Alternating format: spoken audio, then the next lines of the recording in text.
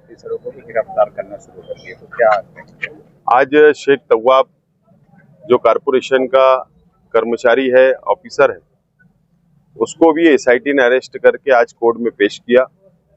24 तारीख तक के पीसी मिली है पुलिस डिपार्टमेंट को। और जो इल्जामात, मैं खुद कोर्ट रूम में मौजूद था, और जो इल्जामात पुलिस ने, एसआईटी ने जो लगाई तव्वाब शेख पर कि वो दस्तखत उसकी है या नहीं है, वो चेक करना है, किन किन लोगों से इसके कॉल पे बातचीत हुई है वो चेक करना है, बैंक अकाउंट चेक करना है, ये छोटी छोटे इल्जामात लगाकर असल में बड़ी मछलियों को एसआईटी छोड़ना चाहती है।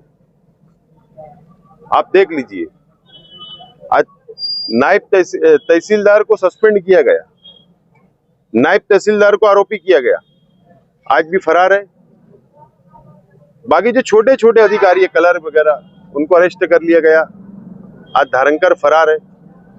तव्वाब शेख को अटक करके बड़ी मछलियां कारपोरेशन की हेल्थ ऑफिसर, कमिश्नर तक को बचाने की कोशिश की जा रही है, ऐसा शंका है मुझे। असल में आप देखिए, चाहे वो एफिडेविट का अधिकार हो तहसील ऑफिस में, वो तहसीलदार को दिया गया था। अब तहसीलदार की गलती, नायब तहसीलदार को पावर डेलीकेट किया गया। और कॉरपोरेशन में जहां तक मेरी मालूमात है कि जो जन्म मृत्यु या बर्थ सर्टिफिकेट के ऊपर, बर्थ सर्टिफिकेट जो दस्तखत होती है, वो भी हेल्थ ऑफिसर को अधिकार है। तो फिर हेल्थ ऑफिसर की दस्तखत होगी ना, तव्वाब की कहां होगी? या फिर पावर डेलीकेट करे तो गैर कानूनी है क्या?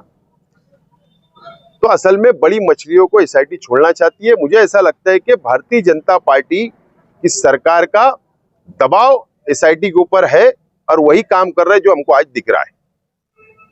एक बात मैं हैरान हूं कि डिफेंस कौन करता है? अगर कॉरपोरेशन के कर्मचारी अगर अरेस्ट होते हैं, अभी शुरुआत हो गई, तो कॉरपोरेशन की जिम्मेदारी, कर्तव्य था कमिश्नर का कि वो कॉरपोरेशन का वकील अपने कर्मचारी के डिफेंस के लिए खड़ा करते। या तहसीलदार के कर्मचारी अरेस्ट हुए तो तहसीलदार प्रांत कार्यालय अपने डिफेंस के लिए अपने दिए जाते। ये बेचारे अपने अपने वकील लगाकर खड़े हुए। ये यंत्रणा का हिस्सा थे, सिस्टम का हिस्सा थे ये कर्मचारी, जिनको आज आरोपी बनाया गया। तो उनके लिए वहां की एजेंसियां ने, यानी कॉरपोरेशन ने, तहसील ऑफिस ने खड़ा रहना चाहिए था, अपना वकील खड़ा करना चाहिए। इसका मतलब जो इल्जाम एसआईटी लगा रही है कि प्रांत कार्यालय चोर है या कॉरपोरेशन चोर है, भ्रष्ट कारोबार है, जो एसआईटी लगा रही, इसका मतलब तुम मान्य कर रहे हो। तो होना यह चाहिए था, कॉरपोरेशन और तहसील कार्यालय ने अपना वकील खड़ा रह के डिफेंस करना कि ये जो हमने किया सब सही किया, जो एसआईटी बनी ये गलत बनी, और जो सरकार ने इल्जाम लगाया वो गलत लगाया। इस तरीके से कामकाज होना चाहिए था, लेकिन ऐसा नहीं करते हुए छोटे छोटे लोगों को आरोपी बना के बड़ी मछलियों को छोड़ने का संयंत्र रचा गया है। और भारतीय जनता पार्टी की सरकार इस तरीके का संयंत्र रचकर ये काम मालेगांव को बदनाम करने के लिए कराना चाहती है। इसकी आवाज जो है विधानसभा में या पार्लियामेंट में उठनी चाहिए थी, जहां से इसका कुछ हल निकलता, लेकिन अभी तक ये कोई हल निकल नहीं पा रहा है। अब हम लोग माइनॉरिटी डिफेंस कमेटी, अभी आप देख रहे हैं कि हमने हमारे एडवोकेट खान साहब, एडवोकेट आरिफ भाई, तौसीफ भाई, इनको खड़ा किया, वो डिफेंस हम लोग कर रहे हैं। हम लोग भी वक्त निकाल कर पुलिस स्टेशन जाते, एसआईटी ऑफिस जाते, कोर्ट में आते, हम लोग जितना हो सकते हम लोग मदद कर रहे हैं, बाहर रहकर जो हमारी जिम्मेदारी हम लोग पूरी कर रहे हैं। लेकिन मेरा तो सवाल आप मीडिया वालों से न, आप लोगों से मेरा सवाल है, मैं भी 5 साल एमएलए रहा, मैं भी 5 साल असेंबली की कार्रवाई में मैंने भी हिस्सा लिया, तजुर्बा है। निहाल अहमद साहब के घराने को भी तजुर्बा है, जो पॉलिटिक्स में आज एक्टिव है, उनके बच्चे, उनके परिवार के लोग। हमने विधानसभा को बहुत करीब से देखे, मेरे वालिद भी एमएलए थे। एक आज के एमएलए बजट पे चर्चा करते करते बीच में सिर्फ 1.5 मिनट का बोल देना, कि उनको अनुमान हुआ होगा बहुत गरीब रहते हैं मालेगांव में, बहुत स्लम बस्तियां नजर आ रही है, इसलिए उनको लगा होगा किरीट सोमैया को कि यहाँ बांग्लादेशी रहते होंगे। अरे ये कोई एमएलए है? ऐसे फटीचर सवालात। अरे सीधा बोलना चाहिए था एमएलए कि एसआईटी तुमने बनाई, तुम जुल्म कर रहे हो, एसआईटी गलत कार्रवाई कर रही है, एक भी रोहिंग्या एक भी मुसलमान बांग्लादेशी यहाँ नहीं है, हम पर जुल्म हो रहा है, बंद होना चाहिए। कौन से एक्टर से धड़ल्ले से बोलना पड़ता है? तुम तो चापलूसी की बातें वहां कर रहे हो, सरकार की जबानी बोल रहे हो।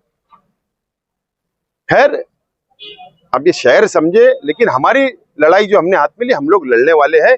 और शोभा बचाओ महाराष्ट्र सदन के अंदर खड़े रह के प्रेस वालों के सामने बयान देने से काम चलेगा नहीं, कोई काम चलेगा नहीं। ये सिर्फ वो बेवकूफ बनाने का धंधा है। वहां पर कई कांग्रेस पार्टी के मेंबर ऑफ पार्लियामेंट लोगों की मीटिंग थी महाराष्ट्र सदन में, शायद जॉइंट मीटिंग थी, उसके बाद प्रेस वाले वहां पे आए तो ये हमारी मैडम ने भी वहां खड़े रह के बोल दी चलो मैं भी मालेगांव को दिख जाऊंगी। उन्होंने कहा था कि तो ये सब बेवकूफ बनाने का सब धंधा है। मैडम ने बंद करना, मैडम को मालूम है रमजान में गरीब क्या है, परेशान है, उनको अखराजा मिल रही कि नहीं मिल रही, पावर लूम चल रहे नहीं चल रहे, मालेगांव में क्या परेशानी है, वो नहीं आएंगी।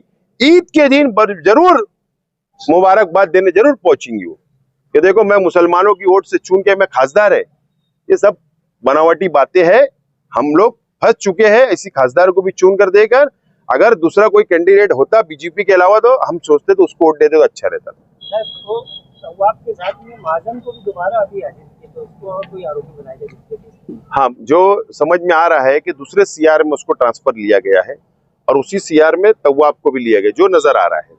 और शायद जो पुलिस ने आज रिमांड रिपोर्ट लाई थी तो शायद महाजन और तव्वाब का कोई कनेक्शन है क्या, उसकी इंक्वायरी के लिए शायद इसको भी इसमें ज्वाइन किया गया, ऐसा मुझे लगता है।